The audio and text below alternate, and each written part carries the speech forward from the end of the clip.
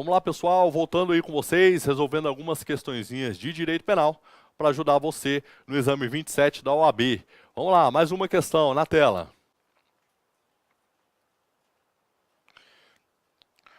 Por teoria da ratio essendi, entende-se o... Olha só, comigo. Como eu te disse na última questão, sempre que você lê o enunciado da questão, você tem que trazer à sua mente o que você sabe sobre o assunto. Então, teoria da ratio essendi, teoria da ratio cognoscendi, são as teorias que tratam da relação do fato típico com a ilicitude. Então, teorias que traçam a relação do fato típico com a ilicitude. Você sabe que a teoria adotada pelo direito penal moderno, pelo nosso direito penal, é a teoria da ratio cognoscendi. Teoria da ratio cognoscendi, também chamada de teoria da indiciariedade. Teoria da ratio cognoscendi ou teoria da indiciariedade. O que diz a teoria da ratio cognoscendi ou da indiciariedade? Diz que o fato típico gera suspeita de ilicitude. Diz que o fato típico gera indício de ilicitude. Perceba, teoria da indiciariedade. Fato típico gera indício, gera suspeita de ilicitude. Diferente da teoria da ratio essendi. A teoria da ratio essendi diz que um é essência do outro. Diz que ilicitude e fato típico e tipicidade se confundem. Diz que tipicidade é a essência de ilicitude, ilicitude é a essência de tipicidade. Que eles se confundem. Então, com isso em mente, vamos às alternativas. Olha aí. A estruturação do direito penal sob o princípio da intervenção mínima que orientará iniciativas político-criminais pelo prisma da última ratio. Né? Viajou aqui o examinador, nada a ver. Acabei passando. B. Ingresso pelo agente nos atos executórios de um crime quando este se posta de acordo com sua idealização em atividade... Vamos lá? Ingresso pelo agente nos atos executórios de um crime, quando este se posta de acordo com a sua idealização em atividade imediata e diretamente coligada à realização do tipo. Também não diz sobre a teoria da ratio essendi.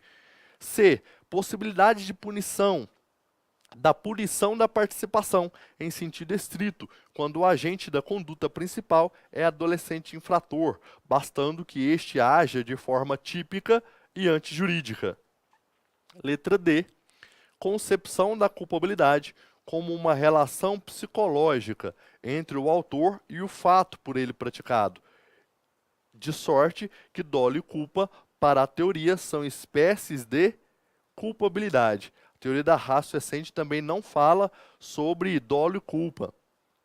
Letra E. Fusão entre dois substratos do conceito analítico de crime. Percebe aqui? Moçada, comigo, olha só.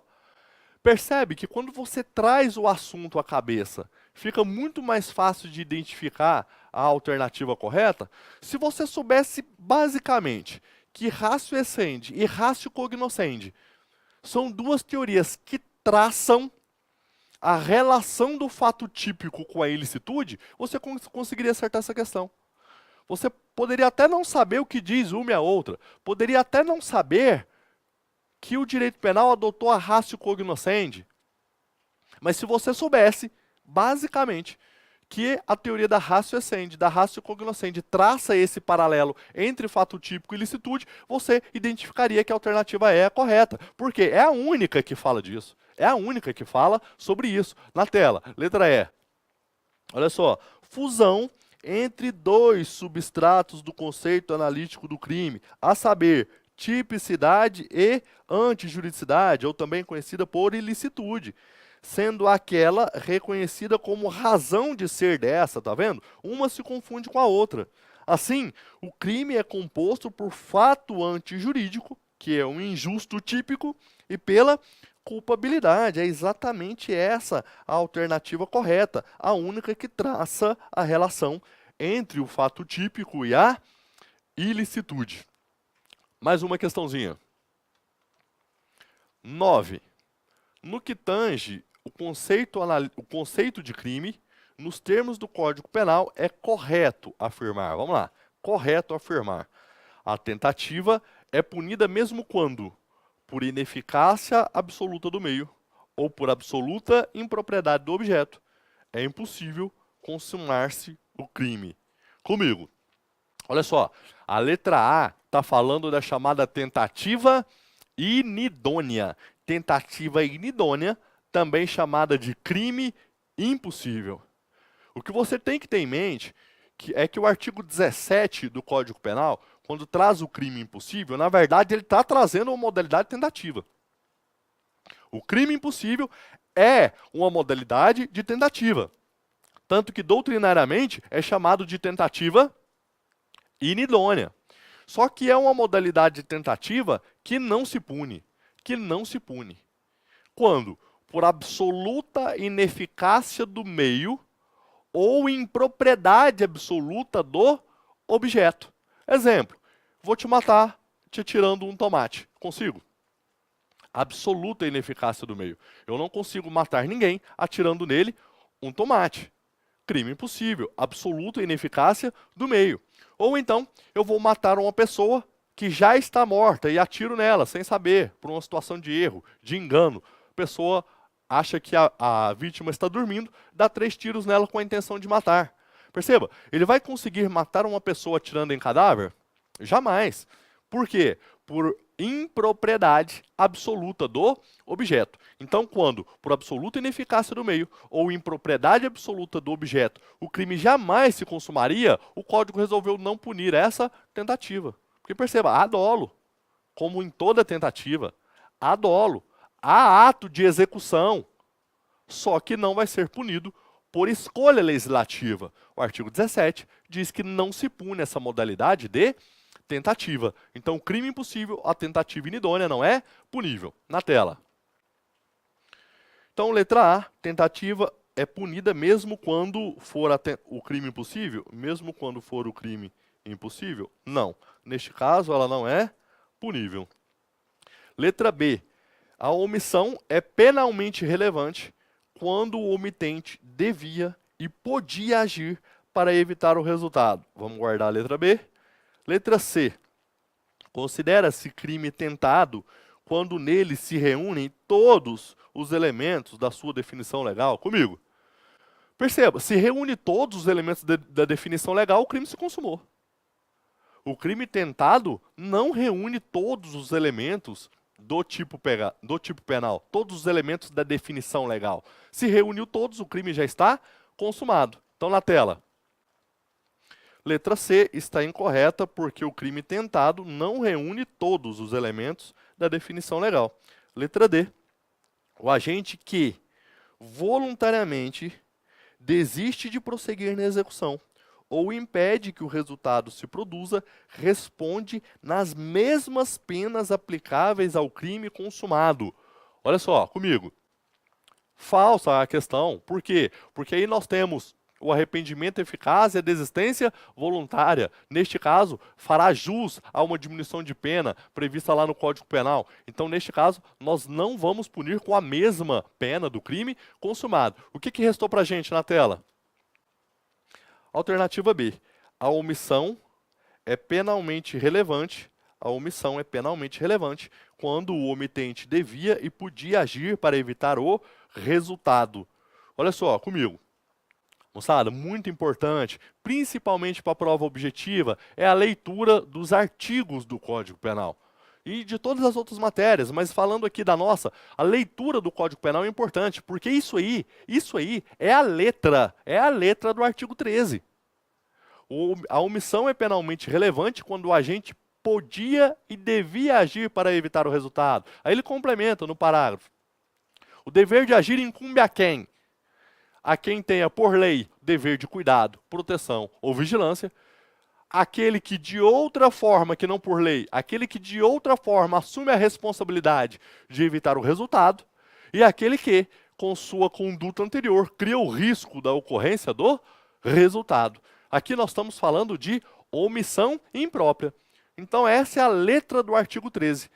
A omissão é penalmente relevante quando o agente podia e devia agir para evitar o resultado. Só uma observaçãozinha. O agente, na omissão imprópria, ele tem o dever jurídico de agir para evitar o resultado, e não o dever de evitar o resultado. O agente tem que agir para evitar, mas não propriamente evitar o resultado. Então, a resposta correta dessa nossa alternativa na tela, dessa nossa questão, é a alternativa B. A omissão é penalmente relevante quando o omitente devia e podia agir para evitar o resultado. Mais uma questãozinha com vocês. 10. Ainda com relação aos elementos do crime, assinale a opção correta. A impropriedade relativa do meio leva ao que se denomina crime putativo. A impropriedade relativa do meio leva ao que se denomina crime putativo. Comigo. Olha só, a impropriedade relativa, ela não vai cair no crime impossível, hein? Lá no crime impossível, na tentativa inidônea do artigo 17, que a gente estava agora falando com você, a impropriedade tem que ser absoluta. Então, veja bem, se é uma arma de fogo enferrujada, a impropriedade é absoluta? Não. Só se a perícia determinar assim. Mas a arma enferrujada, a princípio, é uma impropriedade relativa. Não vai cair no crime impossível. E no delito putativo. O que é delito putativo? Delito putativo quando o agente se engana em relação a alguma circunstância de fato e pensa estar praticando uma conduta criminosa quando, na verdade, pratica um irrelevante para o direito penal. Então, analisando novamente a alternativa. Letra A. Impropriedade relativa do meio leva ao que se denomina de delito putativo, de crime putativo? Não, falsa. Letra B. Coação física, assim como a coação moral irresistível, constitui excludente de culpabilidade. Comigo. Olha só, estamos falando aí de vis absoluta e de vis compulsiva. Vis absoluta, coação física irresistível. Vis compulsiva, coação moral irresistível. A vis absoluta, ela é excludente de culpabilidade? Coação física irresistível. Quando alguém, ou mais de uma pessoa muito mais forte que a vítima, coloca lá uma arma na mão dela, à força, coloca o dedo dela no gatilho e aponta para outra pessoa e puxa o dedo dela. Essa pessoa que agiu sob coação física irresistível cometeu fato típico e ilícito? Somente será isenta de pena? Não. A coação física irresistível, a vis absoluta, ela exclui a conduta, tornando o fato atípico. Então, a vis absoluta exclui conduta, tornando o fato atípico. E a vis compulsiva? E aquela coação que é moral irresistível? Ela vai excluir o quê? A culpabilidade pela inexigibilidade de conduta diversa. Então, a vis compulsiva, a coação moral irresistível, essa sim exclui a culpabilidade. Já a vis absoluta é excludente do fato típico, mais propriamente da conduta. Então, na tela, letra B, está errada porque ela diz, então, que a coação física e a coação moral irresistível são excludentes de culpabilidade, sendo que a física ela exclui a conduta e não a culpabilidade. Letra C, o tipo aberto indica adequação indireta. Comigo. Olha só, tipo aberto é uma modalidade de norma que exige complemento. Então, nós temos normas que exigem complemento. Norma penal em branco, o complemento pode ser ato administrativo ou lei. O complemento é normativo. E o tipo aberto, o complemento é valorativo. Complemento valorativo. Exemplo, o tipo culposo. O crime culposo é um crime que exige uma valoração, que exige um complemento. E esse complemento vai se dar pela valoração do juiz. Então, o tipo aberto é tipo de subsunção indireta? Não, ele se adequa diretamente, só depende de um complemento valorativo. Na tela? Então, veja bem, letra C também está errada, porque o tipo aberto indica adequação indireta? Não, a adequação é direta, ele só pede um complemento valorativo. Letra D, no crime omissivo próprio, verifica-se relação normativa entre resultado e a omissão, enquanto que no crime omissivo impróprio deve-se observar relação física de causalidade. Relação física de causalidade. Olha só, comigo. Omissão própria e omissão imprópria. Isso aí tem que estar na sua cabeça. Artigo 13 do Código Penal e 13, parágrafo 2º. Omissão própria, moçada, é aquela omissão que vem descrita no próprio tipo penal. É a omissão que todo mundo conhece. O próprio tipo penal traz um deixar de fazer penalmente relevante.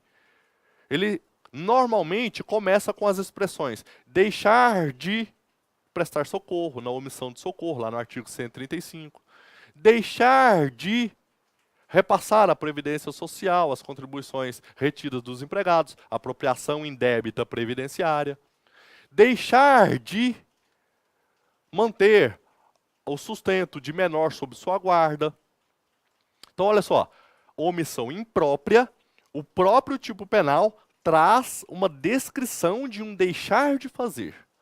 Diferentemente da omissão imprópria. Na omissão imprópria, também conhecido como crime comissivo por omissão, crime comissivo por omissão, na verdade, o tipo penal descreve uma ação, descreve uma conduta positiva, descreve um fazer penalmente relevante, e o agente acaba cometendo o crime por omissão.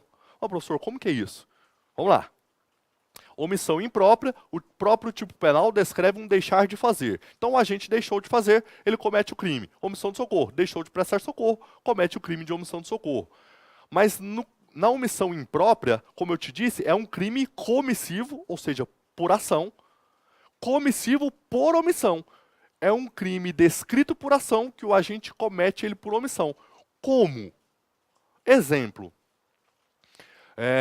Uma mãe que resolve matar o seu próprio filho, recém-nascido, sem influência de estado corporal. Esquece isso. A mãe resolve matar o filho recém-nascido porque ele está impedindo ela de ir para a balada e curtir a vida doidado. Só que ela não tem coragem de praticar o ato de matar. Ela resolve deixar de amamentar, com a intenção de matar. Ela deixa de amamentar, tranca o menino no quarto, e fica lá por fim da sala. 2 dias depois, o moleque é encontrado morto. Perceba? Ela comete o crime de homicídio por omissão.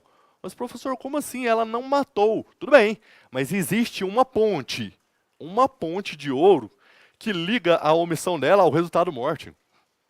Essa ponte é o parágrafo 2º do artigo 13, que diz que a omissão é penalmente relevante quando o agente devia e podia agir para evitar o resultado. Aí ele diz lá, o dever jurídico de agir incumbe a quem? 3 grupos de pessoas têm o dever jurídico de agir para evitar o resultado. Vamos a elas. Parágrafo 2º do 13. Aquele que tenha por lei dever de cuidado, proteção ou vigilância, aquele que de outra forma assume a responsabilidade de evitar o resultado, e aquele que, com seu comportamento anterior, cria o risco da ocorrência do resultado. Perceba, a mãe tem por lei dever de cuidado, proteção ou vigilância? É óbvio que tem. A própria Constituição, no artigo 226, traz esse dever. O Código Civil traz esse dever. Então perceba, se a mãe tem por lei dever de cuidado, proteção ou vigilância, ela tem o dever jurídico de agir para evitar o resultado morte, sob pena de responder por esse resultado morte. Então, neste caso, a mãe responde pelo resultado morte? Responde pelo resultado morte. Ela comete o crime de homicídio por omissão. Homicídio por omissão. Perceba, o crime de homicídio é descrito por ação e ela acaba cometendo ele por omissão. Por quê? Porque ela tem o dever jurídico de agir para evitar o resultado. Dever jurídico de agir para evitar o resultado. Olha só, vamos à alternativa então. No crime omissivo próprio, é aquele que o próprio tipo penal descreve a omissão. Verifica-se uma relação normativa entre resultado e a omissão, enquanto que no omissivo impróprio deve-se observar a relação física de causalidade. Perceba, no omissivo próprio, olha só, comigo, crime omissivo próprio é crime de mera conduta. O legislador traz apenas a descrição de uma conduta, não existe um resultado naturalístico. Não existe um resultado naturalístico. O resultado é eminentemente jurídico ou normativo. Então, não existe relação física na omissão própria? Não existe. Por quê? Porque é crime de mera conduta. Basta que o agente deixe de fazer para que o crime se consume. Então, letra D na tela. Letra D, a alternativa é incorreta. E aí, na letra E, ele diz, no crime comissivo por omissão, que é o mesmo que falar omissão imprópria, admite-se a forma tentada. Comigo. O omissivo próprio não admitiria a forma tentada. Não tem jeito de você tentar deixar de fazer. Se você deixou de fazer, já consumou. Então, na omissão própria, não existiria a forma tentada. E na omissão imprópria? Na omissão imprópria, sim, porque, como eu te disse, na omissão imprópria, o crime é comissivo e o agente comete por omissão. Então, se o crime é comissivo, é possível que haja a tentativa, como nesse nosso exemplo, que a gente acabou de trabalhar com você. A mãe, que querendo matar o filho, deixa de amamentá-lo, mas os vizinhos percebem a situação, socorrem o menino e ele sobrevive. A mãe responde pela tentativa de homicídio por omissão. Tentativa de homicídio na forma omissiva. Tudo bem? Então, qual que é a nossa alternativa aí na tela? A alternativa correta é a letra E. No crime comissivo por omissão, admite sim a forma tentada, já na omissão própria não seria admissível. Mais uma questãozinha. 11, olha só. No tipo do crime descrito no artigo 319 do Código Penal, retardar ou deixar de praticar indevidamente ato de ofício ou praticá-lo contra disposição expressa de lei para satisfazer interesse ou sentimento pessoal, a expressão para satisfazer interesse ou sentimento pessoal constitui, olha só, comigo, crime de prevaricação. Deixar o funcionário público de praticar ato de ofício ou praticá-lo em contrariedade à norma constitui crime de prevaricação. O que o examinador quer saber aí de você é se você está atualizado aí no direito penal. Perceba na tela. Ele diz, a expressão para satisfazer interesse ou sentimento pessoal constitui elemento normativo do tipo, elemento subjetivo do tipo, circunstância qualificadora, elemento objetivo do tipo ou elemento descritivo do tipo. O que a gente já consegue descartar aqui? É uma qualificadora? Por óbvio que não. Por quê? Porque qualificadora vem abaixo nos parágrafos. É elemento normativo do tipo? Também não. A gente consegue descartar. Elemento objetivo, perceba, isso é objetivo, para satisfazer interesse ou sentimento pessoal. Isso aqui pode ser qualquer coisa menos objetivo. Então, não é elemento objetivo do tipo. É elemento descritivo do tipo? Você poderia ficar entre as duas. Mas qual que é a nossa alternativa correta? A alternativa correta vai ser elemento subjetivo do tipo. E isso aqui era conhecido há pouco tempo na doutrina penalista como dolo o quê? Específico. Dolo específico, hoje conhecido como elemento subjetivo do tipo, quando o funcionário público ele deixa de praticar ato de ofício ou pratica contra a disposição da lei, para quê?